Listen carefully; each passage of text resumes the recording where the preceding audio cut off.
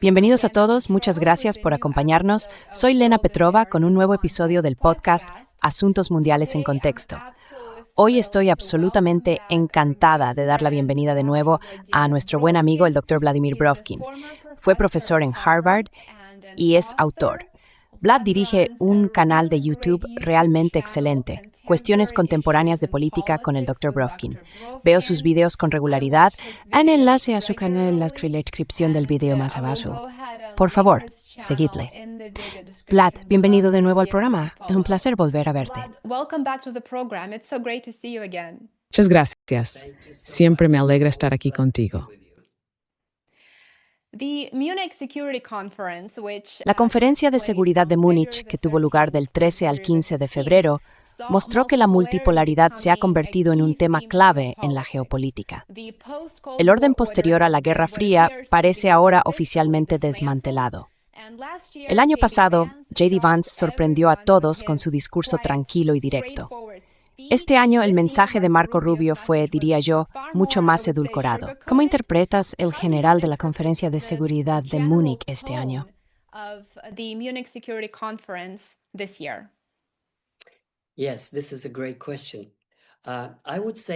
Sí, es una gran pregunta. Diría que hay dos elementos nuevos importantes en la Conferencia de Seguridad de Múnich de hoy en comparación con las anteriores. En cierto sentido, marca una nueva época histórica, se podría decir. Es realmente histórico. El punto clave es que la conferencia admitió abiertamente que los caminos de Estados Unidos y Europa se están separando. Además, el lema de la conferencia, creo, era algo así como destrucción o deconstrucción. Y reconocen abiertamente, y von der Leyen, en su discurso, usó igual que la Asociación Atlántica se está distanciando.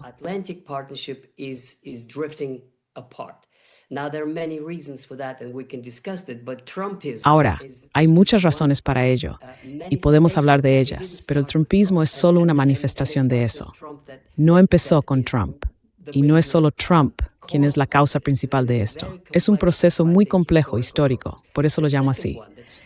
La segunda cosa que me llamó la atención, el segundo aspecto de la Conferencia de Seguridad de Múnich, que es extraordinario, es que es tan beligerante hacia Rusia, increíblemente despectivo. Quiero decir, no solo Hillary Clinton, pero ella no cuenta. Ya sabes, la primera ministra de Dinamarca quiere disparar contra Rusia, y Rutte, con sus planes, llama a Rusia un caracol en su ofensiva, básicamente un tigre de papel.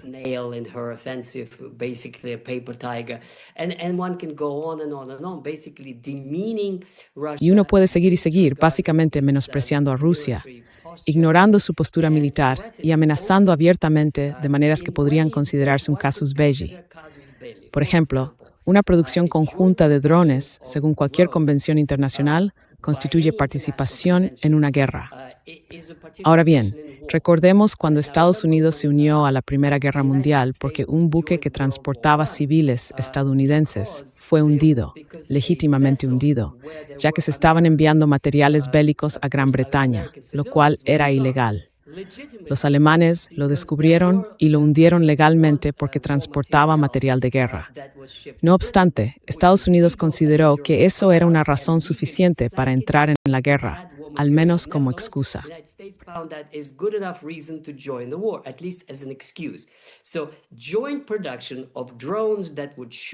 Así que, la producción conjunta de drones que dispararían contra soldados rusos y un plan del señor Fedorov, el ministro de Guerra, o ministro de Defensa de Ucrania, cuyo objetivo es matar a 50,000 soldados rusos al mes. Eso es esencialmente una declaración de guerra, como lo calificó uno de los observadores. Pero los europeos no parecen tener miedo de nada. Ni siquiera lo llaman una escalada. Así que estas dos cosas, el distanciamiento de Estados Unidos y la beligerancia hacia Rusia, conforman una nueva realidad que habría que explicar y luego debatir y considerar cuál podría ser el resultado para todos los implicados. Estos son los dos grandes acontecimientos que considero extremadamente importantes.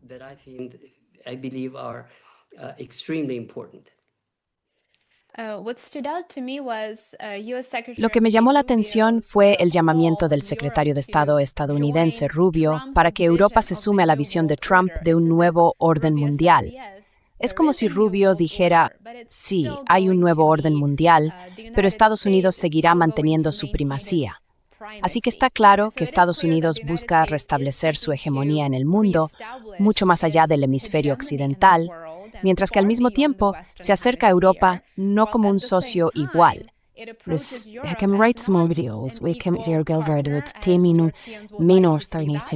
Transatlántica.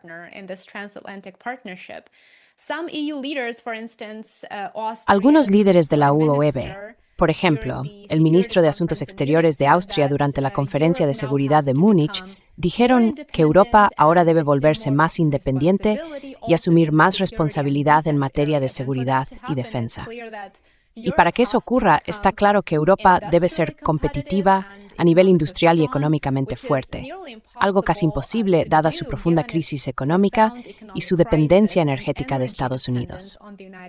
Así que volverse más independiente suena más a retórica política que a un objetivo tangible bajo las políticas actuales de Europa. ¿Cuál es su opinión? Sí, ¿cuál es su opinión al respecto?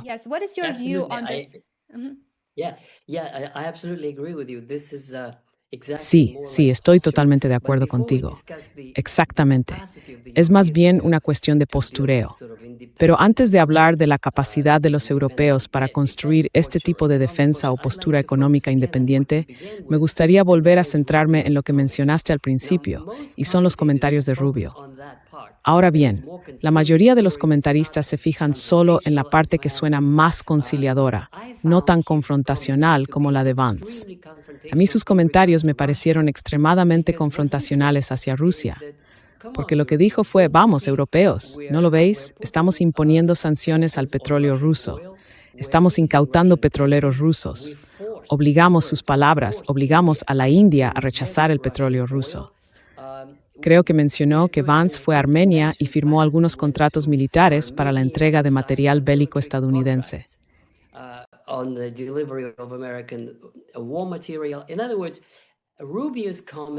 En otras palabras, los comentarios de Rubio son que Estados Unidos está haciendo prácticamente todo lo que hacía Biden. La única diferencia es que los europeos están pagando y los estadounidenses no.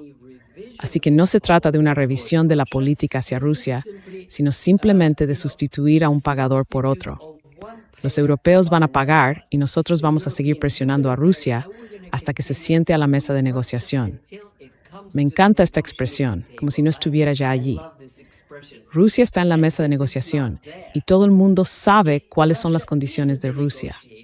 Ahora, digámoslo abiertamente, no aceptamos las condiciones de Rusia y queremos que las cambie. Pero en lugar de eso, dicen que quieren obligar a Rusia a sentarse a la mesa de negociación.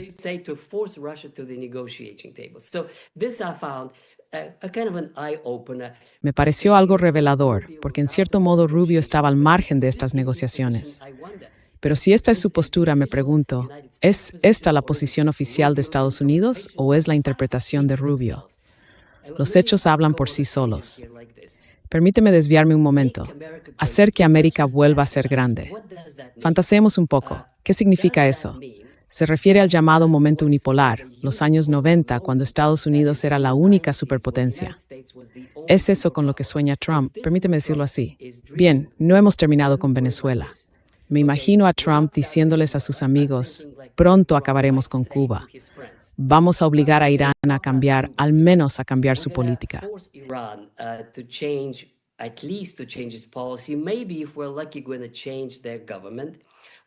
Quizás, si tenemos suerte, vamos a cambiar su gobierno. Una vez que terminemos con eso, controlaremos todo el petróleo. Luego, lo siguiente que podríamos intentar hacer es un cambio de régimen interno, porque estamos cansados de esos comunistas. Pongamos al gobierno de Taiwán de nuevo en su lugar, en Pekín, para que gobierne la República de China. Así no habrá problema con la unificación. Estarán unificados sin los comunistas. Y después de eso, o quizá antes, iremos a cambiar el gobierno en Rusia, pondremos oligarcas favorables a Occidente en el poder, y entonces todo irá bien. Habrá un gran mundo trumpista, con América grande de nuevo. Creo que eso es lo que realmente espera, quizá lo que sueña. No creo que sea posible. Y ahora llegamos al principio de tu pregunta. ¿Por qué no es posible?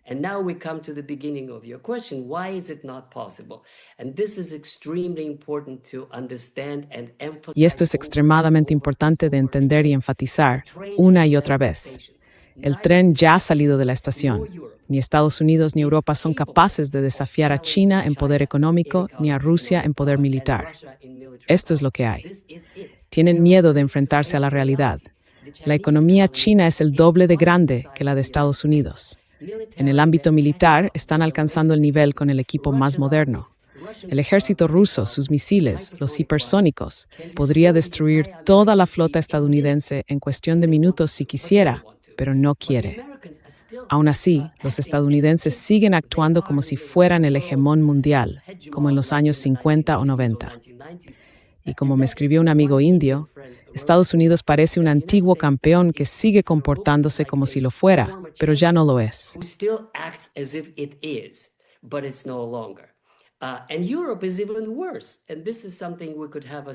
Y Europa está aún peor. Esto es algo sobre lo que podríamos hacer un programa aparte. La industria europea se está derrumbando. He consultado algunas cifras. Alemania ha perdido un 20% de su capacidad industrial desde 2001 y este año muestra alrededor de un 1% de crecimiento tras 4 años de contracción y desmantelamiento. Cualquier crecimiento que exista no está en la industria. Se da en otros ámbitos, como los servicios sociales y similares. En otras palabras, y coincido con Emmanuel Todd, el etnógrafo francés, Europa está en declive, no solo económica y demográficamente, sino también política y culturalmente. Por lo tanto, los sueños de algún tipo de ejército europeo o de independencia europea son solo palabrería vacía. Es físicamente imposible.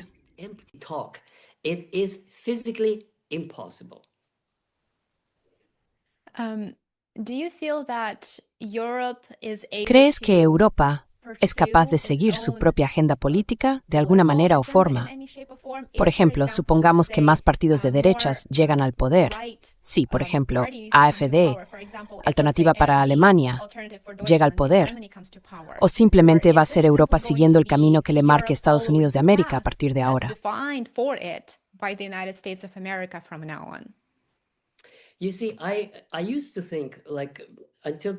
Verás, hasta hace poco pensaba que la tendencia en Europa era que los euroescépticos estaban en alza, que Alternativa para Alemania, el partido de Marine Le Pen en Francia y otros estaban tomando el control, estaban ganando. Pero empiezo a dudar de que la burocracia europea les permitiera hacerlo. Me parece que cada vez hay más indicios de que la burocracia de Bruselas, bajo von der Leyen, sigue un rumbo de centralización, de federalización. No dejan de hablar de privar a los Estados-nación de su poder de veto independiente, siempre con los mismos argumentos. Europa será más fuerte, Europa estará más integrada, y así sucesivamente. Así que para mí esa parece ser la tendencia. No permitirían que AfD ganara.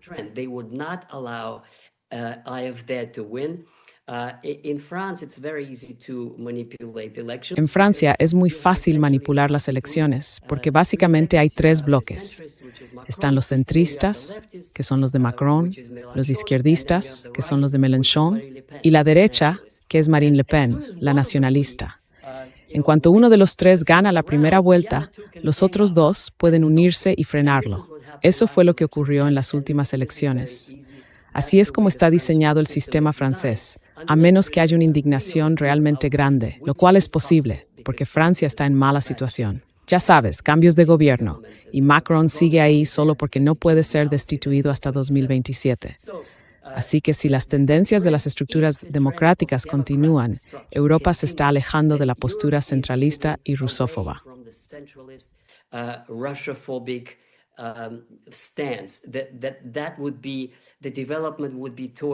Eso significaría que el desarrollo se orienta hacia Europa como un mercado común más que como una burocracia común. En otras palabras, seguirían teniendo un mercado común, seguirían comerciando con varios socios en un mundo multicéntrico, pero no habría ningún tipo de poder de veto para un país o grupo de países. Pero eso solo ocurrirá si permiten que las tendencias se desarrollen. Si prohíben a AfD, si maniobran las elecciones francesas del próximo año hacia un resultado que sea macronismo sin Macron, entonces nada cambiará. Y un último comentario sobre Europa. Me parece que no se puede ignorar el hecho de que los europeos son conscientes de que no existe una sola Europa. Hay una Europa del Norte y una Europa del Sur. Y la Europa del Norte es extremadamente antirrusa.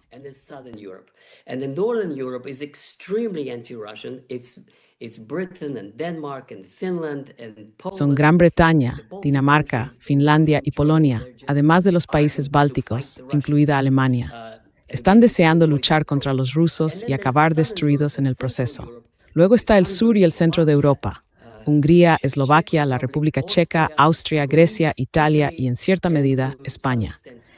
Ellos, desde luego, no tienen ningún deseo, de ninguna manera ni bajo ninguna forma, de enfrentarse a Rusia.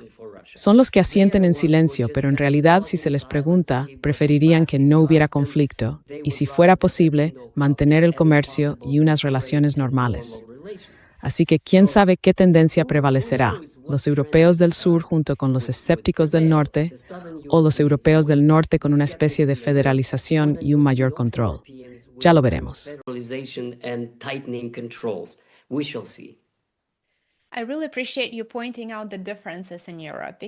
Realmente aprecio que hayas señalado las diferencias en Europa, porque creo que aquí, en Estados Unidos, solemos referirnos a Europa como un todo, ¿verdad?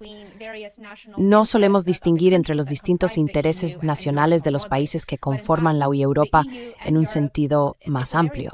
Pero de hecho, la UE y Europa están muy fragmentadas en cuanto a sus intereses, su cultura, sus realidades sociales y su economía.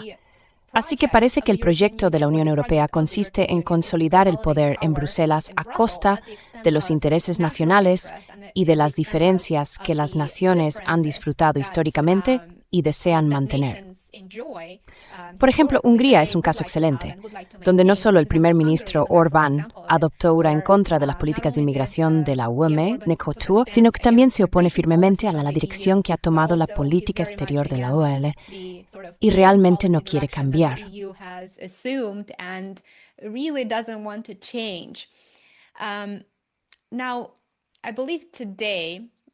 Creo que hoy, por primera vez en Múnich, tanto Friedrich Merz, el canciller de Alemania, como el presidente francés Macron mencionaron el tema de la disuasión nuclear europea en sus discursos.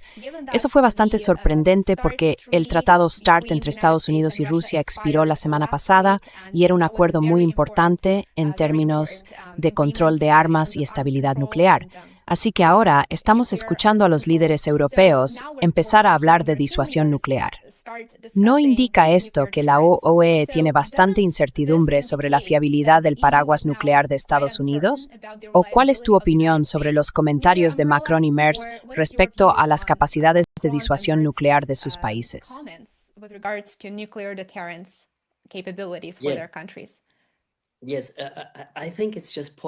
Sí, creo que es solo una cuestión de postureo, especialmente por parte de Macron, porque quiere ser el líder de Europa. Ese es el papel que preferiría. Y el único ámbito en el que podrían ser superiores a Alemania es en el campo nuclear.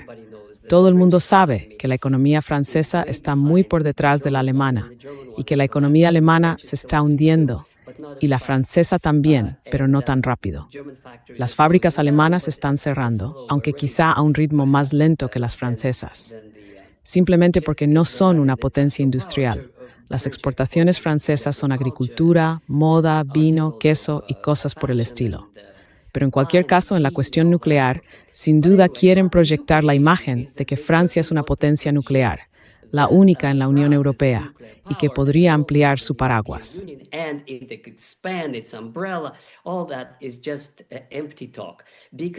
Todo eso son solo palabras vacías, porque los especialistas nos dicen que las fuerzas nucleares francesas son minúsculas. Ahora bien, por supuesto, cualquier bomba nuclear puede matar a mucha gente, así que puede parecer irrelevante si son minúsculas o no. Por otro lado, lo que realmente importa es la eficacia de entrega, los satélites, los sistemas de guiado, todo lo que los acompaña. Si tienes una bomba nuclear de los años 50, hoy nunca llegaría a su objetivo, porque necesitar el sistema de lanzamiento que podría ser fatal, y antes de alejarse mucho de Francia, podría explotar sobre Francia.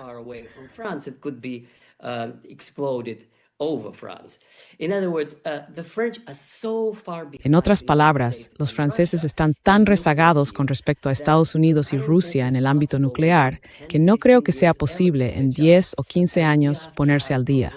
Y se necesita mucho dinero para lograrlo. No es algo que se haga rápidamente. Si ya estás atrasado, ¿qué posibilidades tienes de alcanzarles? Es prácticamente imposible, porque siempre están surgiendo nuevas tecnologías. Así que, en términos de poder nuclear, el país más fuerte del mundo es Rusia. Tiene más armas nucleares y misiles hipersónicos que los estadounidenses han estado intentando desarrollar con mucho esfuerzo, pero aún no lo han conseguido. Así que Francia resulta simplemente ridícula.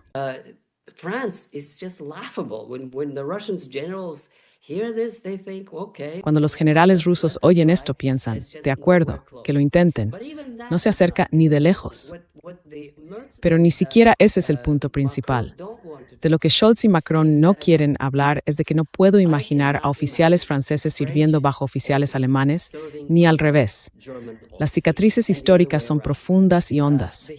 No puedo imaginar a oficiales polacos recibiendo órdenes de oficiales alemanes. En otras palabras, los sueños de un ejército europeo son solo eso, sueños. No puede hacerse. Lo único concebible es que haya unidades polacas y unidades alemanas, todas supuestamente parte de un ejército europeo, cada una con su propio mando y sus propias tareas, asignadas por los polacos a los polacos, por los alemanes a los alemanes, pero no por los alemanes a los polacos ni a los franceses.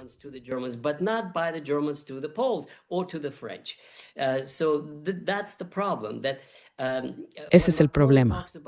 Cuando Macron habla de un ejército europeo, dice en uno de sus discursos que los finlandeses podrían aportar 200,000, los polacos 200,000 y los turcos 200,000. Eso sería como la Grande Armée, 600,000. Y entonces Napoleón o Macron los dirigiría en batalla contra la malvada Rusia. Esto es solo un sueño. No va a suceder porque es imposible. Y aunque fuera posible, los generales rusos en realidad sí tienen planes, ya sabes, en caso de una gran guerra en Europa para enfrentarse a ejércitos de 800,000.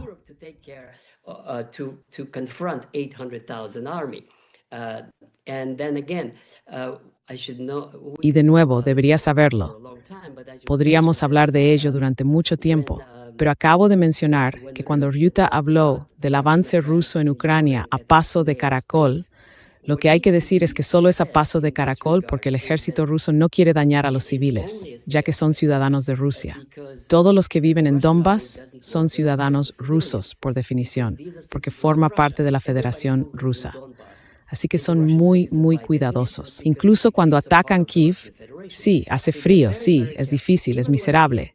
Pero al mismo tiempo, si se observan las cifras de víctimas, son como 2 muertos, 3 muertos, después de un terrible bombardeo.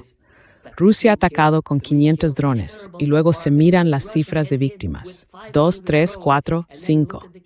Bueno, si fuera la OTAN, no serían 2, 3 o 5, serían 200,000, 300,000, 400,000. Eso es lo que iba a decir.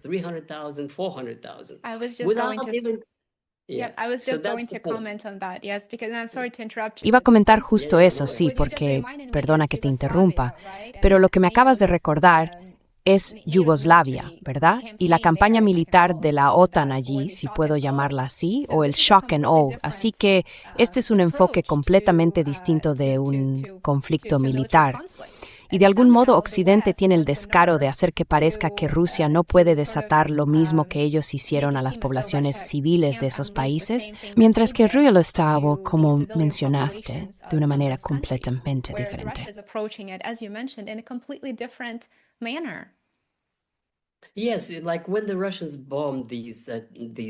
Sí, como cuando los rusos bombardearon aquellas estaciones eléctricas y de energía, e incluso instalaciones industriales, como algunas plantas en Kharkov, lo hicieron de noche. Lo hacen para minimizar las bajas civiles, incluso entre los trabajadores que están allí. Ahora bien, se podría hacer justo al contrario. Si se quisiera maximizar el número de víctimas, se podría hacer durante el día, sin previo aviso. Los rusos han sido completamente, bueno, quiero decir, aún no han bombardeado Kiev. Durante meses, todas esas delegaciones extranjeras han estado yendo allí. Y no tienen miedo porque saben que en realidad no es el objetivo. El objetivo es la infraestructura y los destacamentos extranjeros. A esos han intentado golpearlos con mucha fuerza, especialmente si hay bases conocidas de soldados extranjeros que combaten en Ucrania. Entonces las atacan tan rápido como pueden.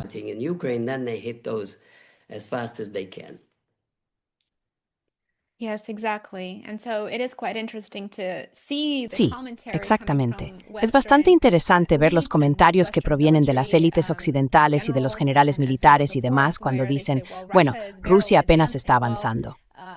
Pues bien, no hay nada de lo que enorgullecerse en lo que respecta a la invasión de Irak. El impacto y pavor, el terror, ya sabes, aplaudiendo el bombardeo de civiles allí o en Yugoslavia. Hay tantos ejemplos en los que los civiles fueron considerados daños colaterales, solo para restar importancia a la brutalidad y la violencia desatadas por la OTAN. Ahora, el canciller alemán Merz dio arte aterrador y creo merece un debate aparte.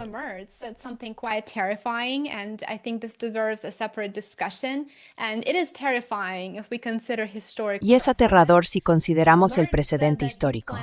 Merz dijo que planea convertir a la Bundeswehr en el ejército más fuerte de Europa y que Rusia debe ser agotada económica y militarmente. Ahora bien, eso suena muy familiar, como si ya hubiéramos estado allí antes. Es como si las dos primeras guerras mundiales no hubieran enseñado nada a Alemania.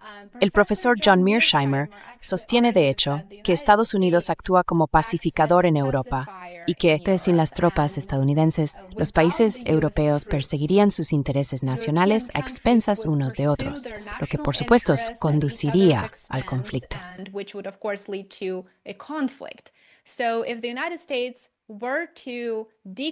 Así que si Estados Unidos redujera su implicación en Europa y volviera a centrarse en Asia, China y el hemisferio occidental, eso podría derivar potencialmente en una competencia por la seguridad entre Alemania y Rusia, e incluso en cierta medida con Polonia. Si Alemania sigue el rumbo que propone Merz, esa competencia por la seguridad entre Alemania y Rusia probablemente conduciría a un enfrentamiento militar entre la OTAN y Rusia. ¿Es consciente Merz de que sus planes o la dirección que está tomando son un camino directo hacia la guerra en Europa? ¿O realmente cree que convertir a la Bundeswehr en el ejército más fuerte y prolongar esta guerra es, de algún modo, un camino hacia la paz?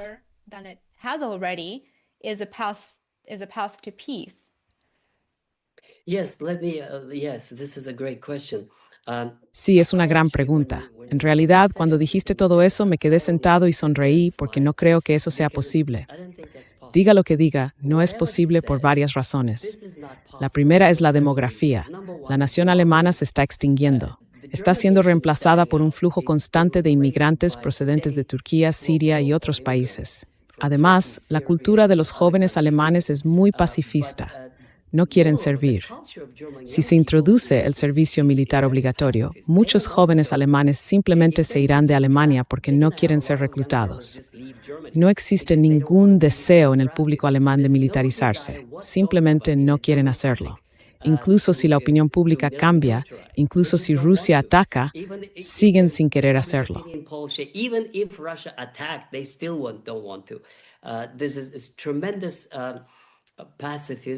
Este es un problema tremendo, una especie de pacifismo que estudié en Alemania. Viví allí y no ha desaparecido, sigue presente. Así que físicamente no es posible. La segunda razón por la que no es posible es que los vecinos de Alemania, principalmente Polonia y Francia, no lo permitirían. Simplemente no aceptarían que Alemania intentara construir la Bundeswehr más grande de Europa. Tiene que haber contrapesos, y tanto Francia como Polonia se opondrían políticamente a ello. Ahora bien, la tercera razón es que Alemania está perdiendo su base industrial. Primero, habría que revertir eso. Como dije, han perdido alrededor del 20% de su capacidad industrial en menos de 10 años. Así que primero, habría que devolverla al nivel en que estaba, al menos en 2018, y solo entonces podría emprenderse un rearme militar.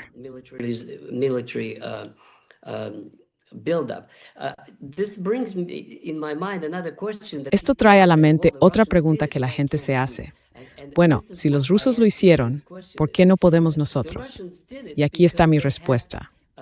Los rusos lo hicieron porque contaban con una enorme base militar de empresas industriales heredada de la Unión Soviética. Todo lo que hacía la Unión Soviética en los años 50, 60, 70 y 80 era desarrollar infraestructura militar. No tenía una industria de consumo, pero sí construía cohetes, tanques e industria pesada. Esas fábricas quedaron inactivas en los años 90 y medio, inactivas en la década de 2010. Pero cuando Putin las reactivó y cuando comenzó la guerra de Ucrania, empezaron a trabajar sin descanso.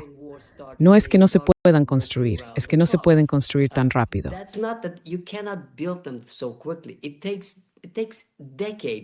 Se necesitan décadas para construir una infraestructura militar, las fábricas, las cadenas de suministro. Ya sabes, producir más proyectiles que toda la OTAN junta no se puede hacer en 1 o 2 años. Se necesitan 10 y se necesitan miles de millones para hacerlo. Se necesitan cuadros de ingeniería, se necesitan universidades y se necesitan todo tipo de cosas. No se puede simplemente encender por arte de magia. Requiere años y años, miles de millones y un programa nacional que no existe. Por eso sonrío. Creo que esto es solo palabrería vacía.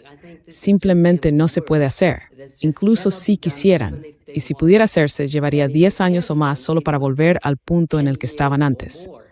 Y ahora simplemente va cuesta abajo.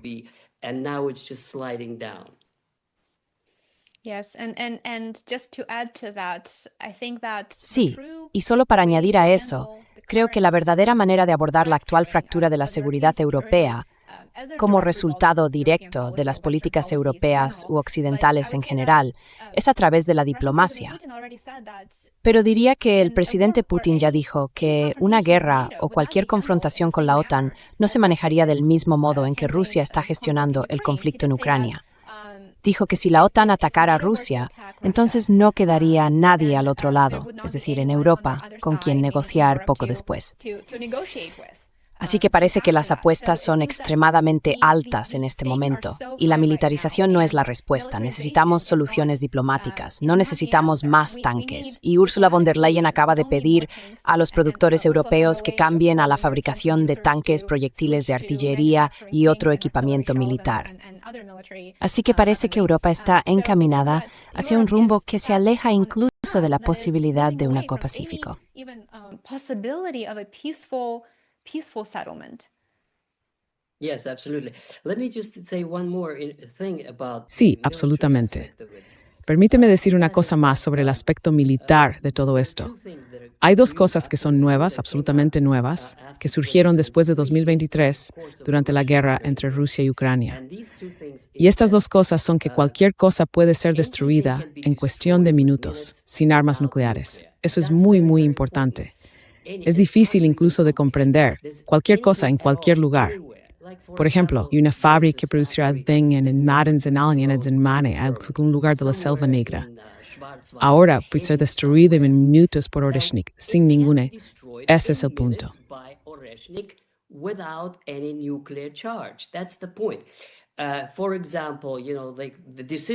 Por ejemplo, ya sabes, se toma la decisión en Ramstein de que la OTAN va a ir a la guerra contra Rusia. Pues bien, en 5 minutos no habrá Ramstein sin necesidad de armas nucleares. Simplemente un golpe desaparece. Eso es todo. Esa es la realidad. La segunda cosa que hay que entender es la revolución de los drones. ¿Por qué avanza tan lentamente la guerra rusa? Bueno, porque como dicen los militares, hay una saturación de drones, lo que significa que por cada soldado vivo que asoma la cabeza desde las trincheras, hay 10 drones esperando para matarlo. Por eso es tan lenta.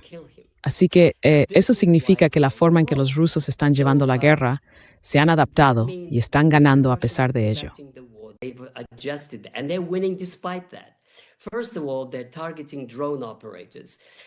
En primer lugar, están atacando a los operadores de drones. Luego hay vigilancia aérea por parte de otros drones. Hay drones que guían a otros drones, que inspeccionan la zona y después suprimen a los drones. También existen medios electrónicos para neutralizarlos. Y hay todo tipo de tácticas, pequeños grupos de 3, 4, 5 o 6 que suelen rodear una aldea, dejando una oportunidad para que las tropas ucranianas se retiren si lo desean.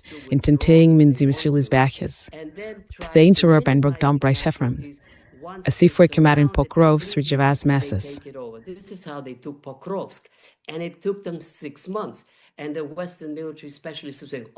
Y los especialistas militares occidentales decían, a los rusos les llevó casi un año tomar Pokrovsk. Bueno, eso es porque querían conservarla intacta. Si hubieran actuado como los israelíes en Gaza, no habría quedado nada de Pokrovsk, y entonces solo tendrías escombros que ocupar. No, es una ciudad, hay gente allí y va a ser restaurada como lo fue Mariupol. Y por eso es tan lento, por los drones, por las bajas civiles y porque la naturaleza de la guerra ha cambiado. Estas son las cosas de las que parecen no darse cuenta. Ya sabes, hablan como si estuviéramos en los años 80.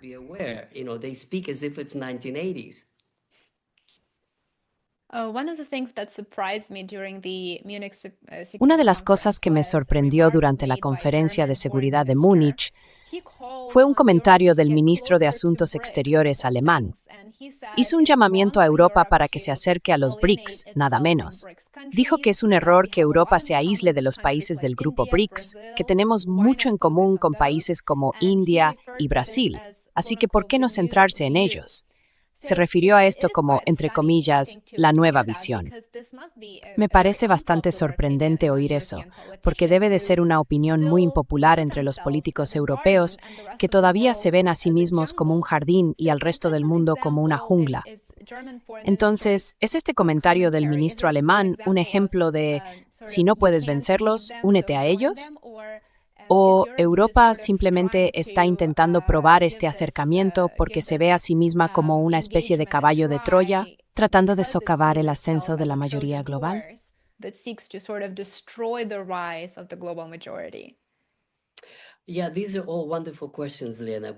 Sí, todas son preguntas estupendas, Lena, pero probablemente haya un poco de todo eso. Si miramos las estadísticas comerciales, Europa depende de las importaciones de Asia, igual que Estados Unidos.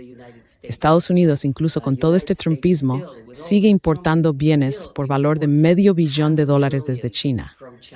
Ha disminuido un poco, pero sigue haciéndolo. Europa está igual, importa de China, de Indonesia, de la India.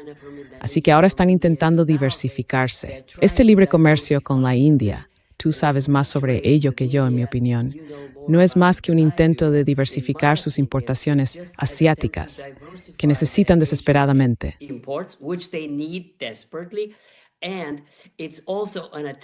Y también es un intento de eludir su aislamiento, de Rusia por un lado y de Estados Unidos por el otro. Así que están abriéndose a quienes aún están disponibles, como América Latina e India. Pero esos dos casos van en contra de lo que quiere Trump, porque el libre comercio con América Latina socavaría la afirmación de Trump de que el hemisferio occidental es exclusivamente para que Estados Unidos lo explote. Si los europeos tienen libre comercio con América Latina preferiría vender a los europeos antes que a los estadounidenses, porque no tendrían que pagar aranceles. Lo mismo ocurre con la India.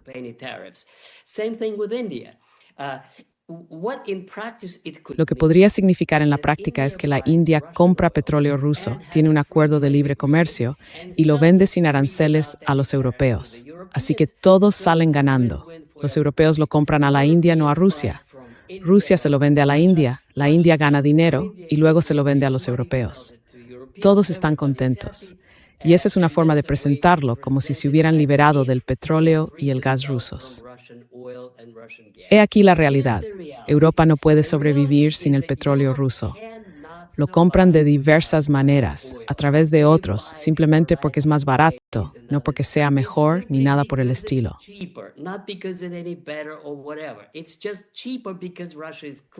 Es simplemente más barato porque Rusia está más cerca y porque los costes laborales rusos son más bajos que en cualquier otro lugar, más bajos que en Estados Unidos o en Europa.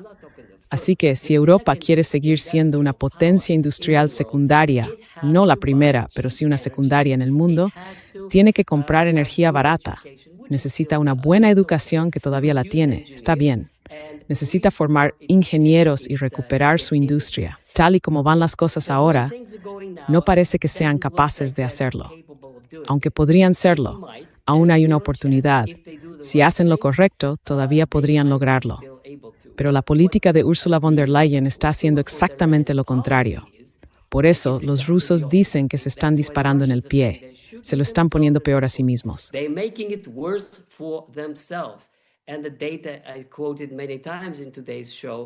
Y los datos que he citado muchas veces en el programa de hoy hablan por sí solos. Una reducción del 20% en la capacidad industrial en cada uno de esos países. He comprobado Francia, he comprobado Italia, he comprobado Inglaterra.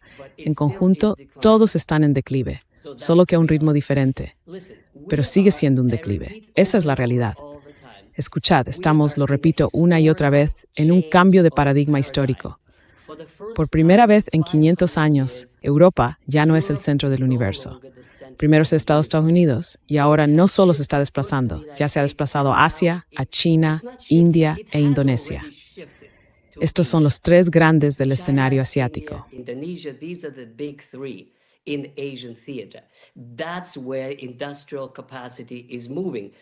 Ahí es donde se está trasladando la capacidad industrial y también el conocimiento, la innovación, la robótica, los microchips, lo que quieras. Ya son los líderes en muchos de esos campos. Hace aproximadamente un mes tuve un programa en mi canal y lo que descubrí al comparar a Estados Unidos y China es que a mis oyentes no les gusta. No les gusta enfrentarse a la realidad, porque resulta muy doloroso darse cuenta de que Estados Unidos, el país más poderoso del mundo sobre el papel, ya no lo es. El tren ya ha salido de la estación. Solo es cuestión de quién, cuándo y cómo se darán cuenta de que tanto Estados Unidos como Europa están en declive y, como dice Emmanuel Todd, en un declive terminal. As Emmanuel Todd puts it, in terminal decline. I wouldn't say terminal, but definitely in decline. No diría que sea terminal, pero sí que está en declive. Rusia está obteniendo ahora más beneficios de China, y esta es una de las buenas razones por las que no tiene absolutamente ningún interés en atacar a Europa. ¿Qué hay en Europa? No hay nada. ¿Qué hay allí? Recursos. ¿Territorio? Rusia tiene territorio de sobra. No hay absolutamente nada en Europa que interese a Rusia, a diferencia de lo que ocurría en otras épocas. Y Fenno, por esta hay que entender que se trata de un biohistórico. Por ejemplo, en uno de mis vídeos entre 300 años desde Pedro el Grande, Rusia ya no está interesada en Europa, porque allí no hay nada que le interese. Todo lo que necesita está en el este: comercio, recursos, conocimiento, desarrollo. Es increíble, es algo nuevo. That's incredible. That's new. Vlad, and maybe the last question for today, although I would Vlad, love to continue quizá the la discussion última pregunta de hoy, fascinating. aunque me encantaría continuar con esta The conversación, me conflict in parece Ukraine. realmente Zelensky fascinante. spoke at the conference, El conflicto and he en sort of Ucrania. repeated the Zelensky script habló that en la we've heard from conferencia him y many times básicamente before. repitió el mismo He, guión que even, le hemos oído allowed muchas veces himself antes. an ad Incluso hominem se attack permitió on un William ataque ad Orban. hominem contra el What's primer truly ministro shocking is Orbán. that amid Lo these verdaderamente sorprendente discussions es of que, en European medio de estos security debates sobre that la lasted seguridad for europea que a couple duraron of un par de days, días, the la EU UE sigue still sin has tener un no plan de peace paz plan basado en la grounded in realidad, reality, en la grounded situación in real the sobre el actual, terreno. Al reality contrario, on the como ground. mencionaste al And principio on de the este contrary, programa, as you la primera mentioned ministra in de the very Dinamarca beginning of quiere this que la program, OTAN rechace las Denmark líneas stands rojas wants NATO y to pide reject ataques the red profundos lines en and territorio and ruso. she demands deep strikes Así que into seguimos en Russia. el mismo punto So en we- el que we're sort of- estábamos hace we're- varios we're años. still, ¿Qué in the same significa, en tu spot that we were opinión, several la years Conferencia ago. de Seguridad What de is Múnich this de year's este año Munich Security y los Conference comités and que the se political elite's de Ucrania? commentary? What does all of this mean for the conflict in Ukraine, in your opinion? Well, yeah, Zelensky, again, I Bueno, smile sí, when I watch Zelensky. him. Otra vez sonrío cuando lo veo. Sabes, Zelensky es actor. Y hace poco, por diversión, vi su programa de comedia Kvartal 95. Está disponible, habla un ruso perfecto. Uno de los chistes de ese programa era que Zelensky tuvo que aprender 2 lenguas extranjeras, una el inglés y la otra el ucraniano, porque ambas son extranjeras. En fin, es actor. Le encanta. Lo sé. En disfruta de todas las reuniones y amigos de manes. Y de extended disposición y origen narbe. Sin nanarkant. Europe and America, and he just absolutely loves it. But the result is that Pero el resultado es que lo que él dice básicamente es: dadnos esto, dadnos esto, dadnos esto.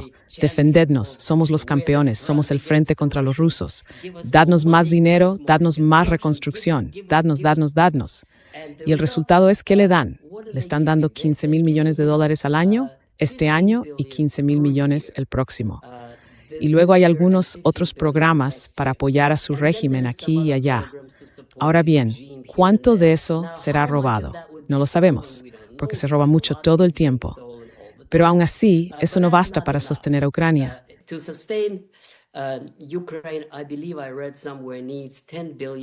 Creo haber leído en algún sitio que necesita $10,000 millones al mes para todos sus fines. Ahora bien, $15,000 millones al año no es nada. Así que Estados Unidos no va a gastar más dinero en ello. Pero lo único positivo, desde el punto de vista ruso de la administración de Trump, es que ya no está vertiendo miles de millones en ello. Así que no es una cuestión de sí, sino de cuándo se rendirá Ucrania. Ahora, lo más estúpido que puede hacer Zelensky es exactamente lo que está haciendo, porque hoy todavía tiene la oportunidad de salvar 2/3 de Ucrania en un estado más o menos independiente, en el sentido de que no está ocupada por los rusos y de que aún tiene la posibilidad con el tiempo de unirse a la Unión Europea.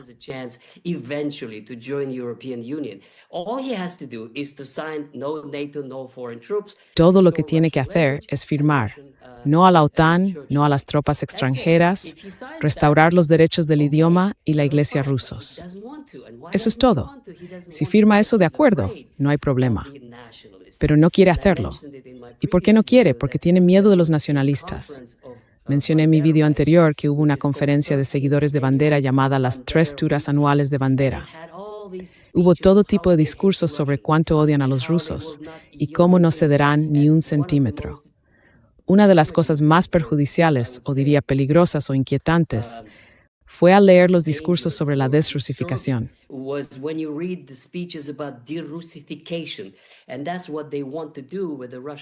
Y eso es lo que quieren hacer con la población rusa en Donbass si alguna vez logran conquistarlo. Básicamente es una limpieza étnica, y lo dicen abiertamente. En otras palabras, Zelensky teme que si acepta rendir algo a los rusos, lo destituyan. Entonces pondrían en el poder a alguien dispuesto a luchar hasta el final, hasta el último ucraniano. No les importa. Igual que a Hitler no le importaba cuántos miembros de las juventudes hitlerianas murieran defendiendo su Reich. Solo le importaba preservarse a sí mismo y a su régimen hasta el amargo final, cuando tuvo que suicidarse. Until the bitter end that he had to commit suicide. Well, Zelensky similarly, he is afraid. Bueno, Zelensky, de manera similar, tiene miedo de admitir la derrota. Como dijo Arestovich, un antiguo colaborador que ahora es crítico, si Zelensky hace eso, inmediatamente surgiría la pregunta, ¿por qué no lo hiciste antes? ¿Para qué perdimos 1 millón de ucranianos si tenemos que firmarlo ahora? Podríamos haberlo hecho en 2022 y haber mantenido el Donbass como parte de Ucrania. Así que lo que están haciendo los europeos es dificultarlo más. De hecho, están arruinando Ucrania. Al animar a Ucrania a luchar, en realidad la están destruyendo. Lo único que Ucrania necesita es aceptar la paz.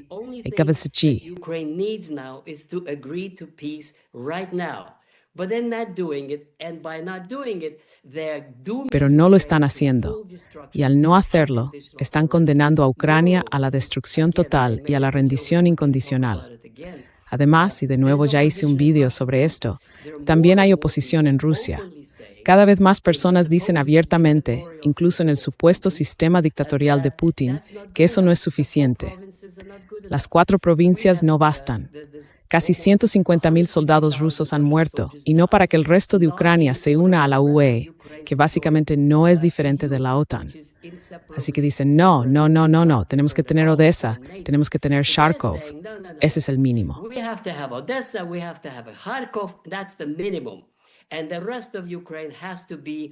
Y el resto de Ucrania tiene que ser neutral, y debemos asegurarnos de que nunca se una a la OTAN y de que no haya tropas francesas allí. Así que ahí es donde las apuestas son ahora más altas. Sería difícil incluso para Putin imponer estos objetivos limitados, que los europeos califican de maximalistas. No lo son. Maximalista significaría la rendición total del régimen de Zelensky y la desnazificación, es decir, que todos esos banderistas vayan a la cárcel. Así es como estamos. Zelensky está celebrando su maravilloso momento con todos esos líderes mundiales que siguen animándole a luchar, pero la lucha en realidad está arruinando a Ucrania y al pueblo ucraniano. Y eso es muy triste, porque al final desearía que Ucrania y Rusia pudieran vivir en paz, como dos hermanos deberían hacerlo.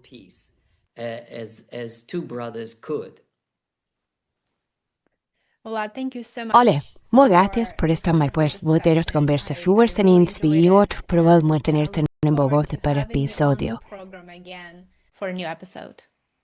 Muchas gracias, Lena. Muchísimas gracias.